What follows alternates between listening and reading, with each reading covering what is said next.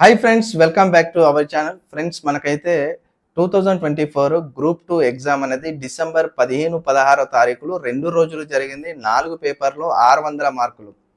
మనకు అంతకు ముందు నవంబర్ 17-18న గ్రూప్ 3 జరిగింది. 2 రోజులు జరిగింది. 3 పేపర్లు మనకు మొత్తంగా అవి 450 మార్కులు. అయితే మనకు గ్రూప్ 3 మొదట జరిగింది, తర్వాత గ్రూప్ 2 తర్వాత జరిగింది. గ్రూప్ 2 అండ్ గ్రూప్ 3 ప్రాథమిక కీ రెండు వీటి రిలీజ్ అవ్వడం జరిగింది. గ్రూప్ 2 అండ్ గ్రూప్ 3 రెండు ప్రాథమిక కీలు రిలీజ్ అయినాయి. ఫైనల్ కీ స్టేజ్లో ఈ గ్రూప్ 2 అండ్ గ్రూప్ 3 ఉన్నాయి. మరి రిజల్ట్స్ ఎప్పుడు రావచ్చు అని చెప్పేసి చాలా మంది ఎదురు చూస్తున్నారు. మనకి ఇంకా గ్రూప్ 2 4th పేపర్లో చాలా అబ్జెక్షన్స్ వెళ్ళినాయి, చాలా మిస్టేక్స్ ఉన్నాయని చెప్పేసి అదొక లొల్లి అయితే జరుగుతుంది. అండ్ గ్రూప్ 3 అనేది క్లియర్ నోటిఫికేషన్, దాని మీద ఎలాంటివి కూడా లేవు. అండ్ అంతకంటే ముందు మనకు గ్రూప్ 1 అనేది అక్టోబర్లో జరిగింది మెయిన్స్. దానికి జనరల్ ర్యాంకింగ్ లిస్ట్ GRLలో అది ఇవ్వడానికి సిద్ధంగా ఉండింది. అది మార్చి 3 తర్వాత వస్తుంది అన్నారు. ఈరోజు మార్చి 3వ తారీఖు.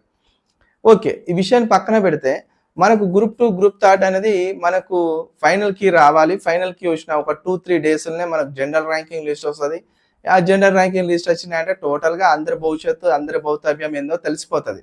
ఆ తర్వాత మనకు రిజర్వేషన్ వైజ్గా మనకు రోస్టర్స్ ఏవైతే రిజర్వేషన్స్ ఉన్నాయో దాని వైజ్గా మొత్తంగా ఫైనల్ రిజల్ట్ అనేది కూడా మనకు కొద్దిగా టైం తీసుకొని తెలిసిపోతుంది. ఆ తర్వాత మనకు 1:2 పికప్ లిస్ట్ తీసుకుంటాడా, 1:3 తీసుకుంటాడా, 2కు 3కి 1కి అనేది తెలియదు. అది TGPSC కమిషన్ యొక్క నిర్ణయం.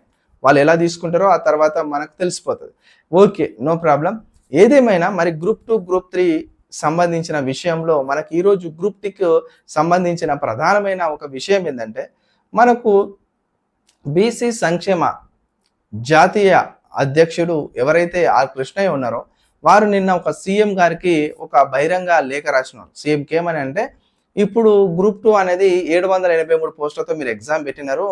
ఆ 783 పోస్టులు ఎవరికి సరిపోవు. దాంట్లో ఒక 3000 పోస్టులు యాడ్ చేసి ఆ 3000 పోస్టులతోనే వీళ్ళకు ఉద్యోగాలు ఇవ్వండి అంటాడు.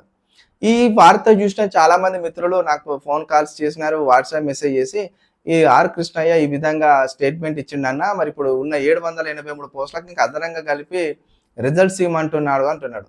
అదంతా విరుద్ధం, చట్ట విరుద్ధమైన మాట అది. ఎట్లా అంటే, నోటిఫికేషన్లో ఎన్ని పోస్టులు ఉంటాయో అన్నీ ఉంటాయి తప్ప అదనంగా 3000 యాడ్ చేసి వాటిని తీసుకొచ్చి మళ్ళా ఎగ్జామ్ రాసినారు డిసెంబర్లో ఎవరైతే అభ్యర్థులు ఉన్నారో వాళ్ళతో రింపుతారు అనేది అలాంటి జరగని మాటలు, అవన్నీ అవి జరగని ముచ్చట్లు. ఏదైనా ఉంటే ఫ్రెష్ నోటిఫికేషన్ కోసం ఫైట్ చేస్తే, ఫ్రెష్ నోటిఫికేషన్లో పోస్టులు పెంచితే 10 మందికి ఇంకెక్కువ యూజ్ అవుతుంది. ఇది గతం అయిపోయింది. అయిపోయిన నోటిఫికేషన్లో ఎవరు కూడా దాంట్లో ఒక్క పోస్ట్ యాడ్ చేయడం కానీ, కలపడం కానీ, తీసివేయడం కానీ జరగదు. It is clear. ఎందుకంటే ఎప్పుడైనా కానీ న్యూ నోటిఫికేషన్స్ వస్తున్నాయి అన్నప్పుడు మనం ఫైట్ చేయడానికి చాలా స్కోప్ ఉంటుంది. ఇప్పుడు మనకు గ్రూప్ 2 ఇస్తానంటున్నారు, గ్రూప్ 3 ఇస్తానంటున్నారు, గ్రూప్ 1 ఇస్తానంటున్నారు. అది మేలు ఇస్తారా, జూన్లు ఇస్తారా తెలియదు, అంత క్లారిటీ లేదు. ఒకవేళ ప్రభుత్వము మనకు మే నెలలో గ్రూప్ 1 గ్రూప్ 2 గ్రూప్ 3 నోటిఫికేషన్ ఇస్తుంది అని తెలిసిన ఎమ్మటే మనం అందరం కూడా మాకు ఎక్కువ పోస్టులు రావాలి, మాకు గతంలో చాలా తక్కువ పోస్టులు వచ్చినాయి, అండ్ గ్రూప్ 2కి ఒక 1000 పోస్టులు ఇవ్వండి, గ్రూప్ 2కి 2000 ఇవ్వండి, గ్రూప్ 3కి 5000 పోస్టులు ఇవ్వండి అని మనం అందరము, నిరుద్యోగులందరూ కూడా నిరసన కార్యక్రమాలు లాంటివి చేయడము, ఎమ్మెల్యేలకు ఒక వినతి పత్రాలు ఇవ్వడం, మినిస్టర్స్ని కలిసి వాళ్ళకి ఇవ్వడము, సీఎం గారి దృష్టికి తీసుకుపోవడం లాంటి కార్యక్రమాలు చేస్తే వాళ్ళు ఆలోచన చేస్తారు. అంతే తప్ప బహిరంగ లేఖలు రాసి డిమాండ్ చేస్తున్నామంటే ఎవరు కూడా పెంచరు. ఎప్పుడైనా సీఎం గారికైనా క్యాబినెట్ మినిస్టర్స్కి అయినా వాళ్ళ దృష్టి తీసుకుపోవాలంటే ఫస్ట్ ఆఫ్ ఆల్ మనం శాంతియుతమైన పోరాటాలు చేయాలన్నమాట. ఇప్పుడు డిఎస్సీలో 6000 పోస్టులు అంటారు, కుదరదు. 6000 పోస్టులు కుదరదు. మాకు ఎక్కువ పోస్టులు పెంచాలి అన్నప్పుడు ఖచ్చితంగా ఒక రిప్రజెంటేషన్ ఇవ్వాలి. అది మంత్రులకు ఇవ్వస్తారా, మరి ఎమ్మెల్యేలకు ఇస్తారా అనేది ఆ విధమైన స్థాయిగా ఒక శాంతియుత నిరసన కార్యక్రమం చేపడుతుంది. సీఎం దృష్టిని ఆకర్షించుకోబడుతుంది. ఆ విధంగా చేయాలి తప్ప ఉన్న నోటిఫికేషన్ని అదనంగా పోస్టులు కలపాలంటే అది కుదరని ముచ్చట. అలాంటి నమ్మకండి. ఈరోజు మనకు ఎమ్మెల్సీ మరి కౌంటింగ్ అనేది స్టార్ట్ అయింది. ఆ ఎమ్మెల్సీ కౌంటింగ్ అనేది ఈరోజు భౌతవ్యం తెలియదు. అది రేపు లేదా ఎల్లుండి మధ్యాహ్నానిక, ఎల్లుండి సాయంత్రానికాల ఎవరికి ఎన్ని ఓట్లు వచ్చినాయి, మొదటి ప్రాధాన్యత ఏంది, రెండో ప్రాధాన్యత, మూడో ప్రాధాన్యత ఎట్లుంది అని చెప్పేసి ఆ ప్రాధాన్యతల లెక్కింపులో తెలిసిపోతుంది. ఎవరు విన్ అయినా కానీ ఆ విన్నింగ్ గ్రామం అయిపోయినమ్మటే ఓ 2-3 రోజులల్లా మనకు మరి జనరల్ ర్యాంకింగ్ లిస్ట్ ఇస్తాడా, లేకపోతే ఇక్కడ శాసన సభలో మనకు ఎమ్మెల్యే కోట కింద 20వ తారీఖు వరకు వాళ్ళకి ఎలక్షన్ ఉంది. మరి ఎమ్మెల్యే కోట కింద ఎమ్మెల్సీలను ఎన్నుకోవడము అది ఎంత కూడా ఎఫెక్ట్ చేయదని కొంతమంది అంటున్నారు. మరి చూడాలి. ఆ ఎలక్షన్స్ కూడా మరి మార్చి 20 వరకైతే ఉంది అని అంటున్నారు. చూడాలి. ఒకవేళ అదితోని సంబంధం లేకపోయి ఉంటే ప్రభుత్వం ఎమ్మటే గ్రూప్ 1 జనరల్ ర్యాంకింగ్ లిస్ట్ ప్రకటించాలి.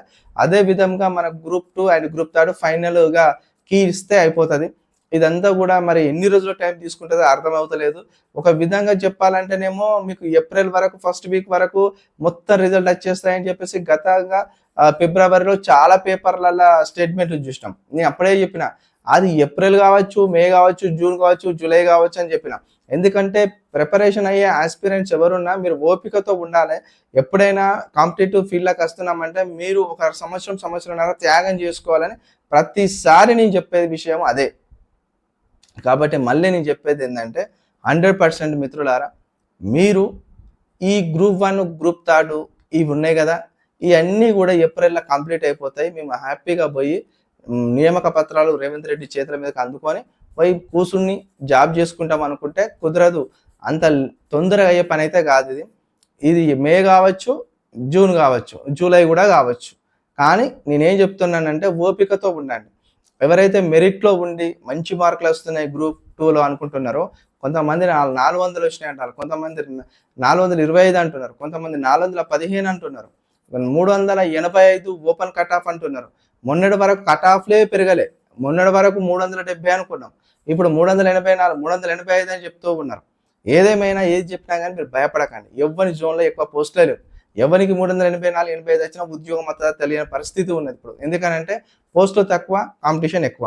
చూద్దాం టీజీపీఎస్సీ యొక్క కట్ ఆఫ్ ఎంత ఉండవచ్చు, యావరేజ్ మార్కులు ఎంత తీసుకుంటాడు, ఏం సంగతి, మరి జోన్ ఎంత ఉంటుంది, మల్టీ జోన్ ఉంటుంది, స్టేట్ ఎంత ఉంటుంది అనేది అన్నీ కూడా మనకు అతి త్వరలో క్లియర్ కట్గా ఒక 25 నుంచి 30 రోజులలో తెలియబోతుంది.